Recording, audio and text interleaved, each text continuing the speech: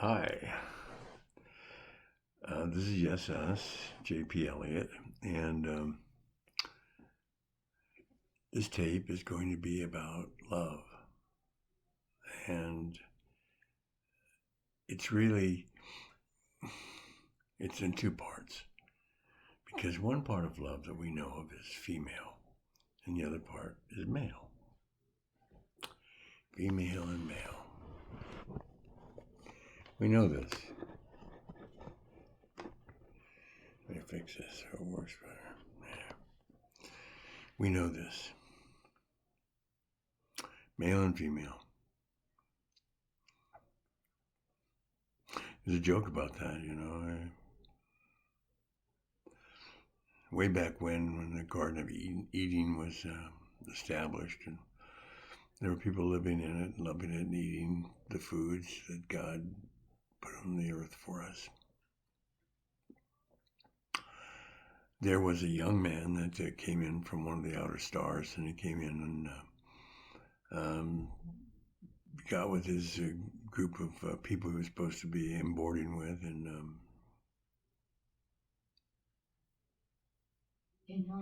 of course,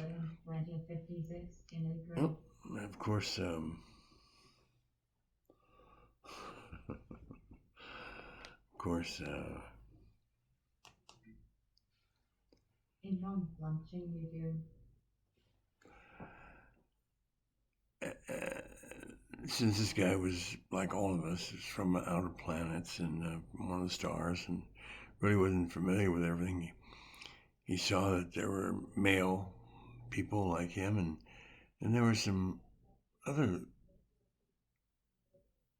looking creatures that I guess they sort of look like males, but they weren't. They were different. They had a little different body makeup.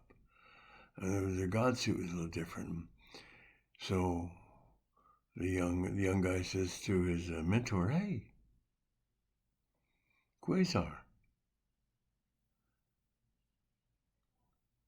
how come that god suit looks different than my god suit?" And Quasar said to him, "Hey, oh, those.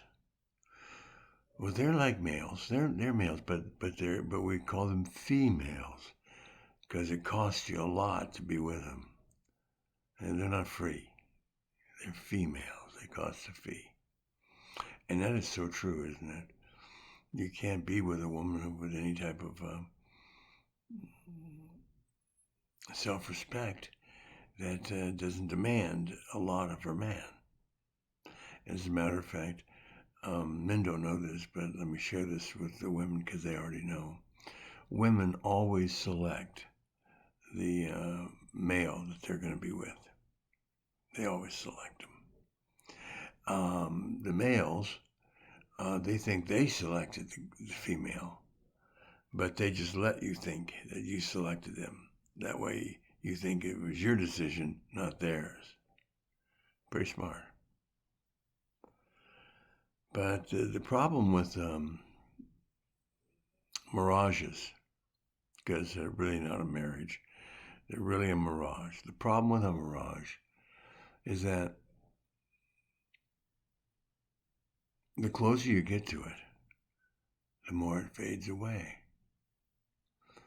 So I think there is a real problem where both male and female put expectations on their mate that they can't fulfill. In other words, they're setting up problems for the relationship because they've got too high of expectations for their mate. And usually that's because the other party thinks if they do good, then I'll do better. I'll hang on with them and we'll do better together. But if the truth is, you gotta go after what you want. What's important to you? What do you want?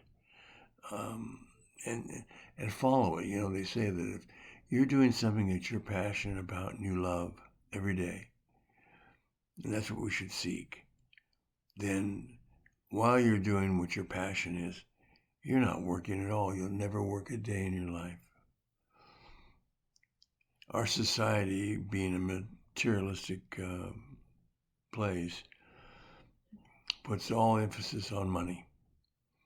And that is a problem because money goes away too fast and it's so temporal. You know, the less you have, the more you have. So I'm going to say that to the ladies out there looking. Take what you got. Love what you got. Learn what you have. But don't be mean to your husband. Love him. Give him respect and admiration. If you can give him admiration, he'll work for you forever. And don't ever take that admiration that you built up in him for granted. You'll be very sorry if you do.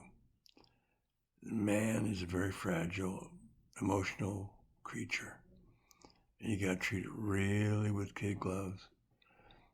So let's say if you want to change him, instead of say some habit he's got, like throwing his clothes in the corner of the room, instead of putting them in the clothes hamper.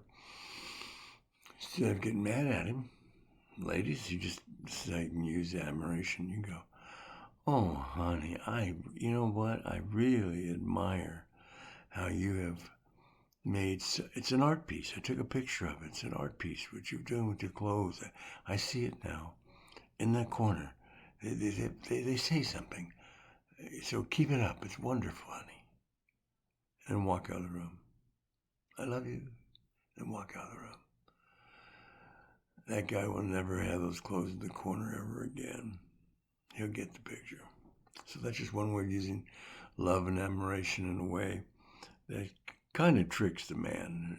I mean, it's not really a trick. You should know where the clothes hamper is, right? So admiration is the way for a woman to keep her man working for her and the family. Picking at him and saying negative things to him and browbeating him, not giving him any attention, any feeling, because you're not. Bad stuff, baby. Bad stuff. Admire and then love. I'm going to do another tape that'll talk about the sexual intimacy. How men and women need to really do it in a kundalini way, which is Eastern religion, and understand how the God suit actually operates. Okay, well, this is JP Elliott. Hey, thanks for listening, and keep admiring your man, okay, ladies?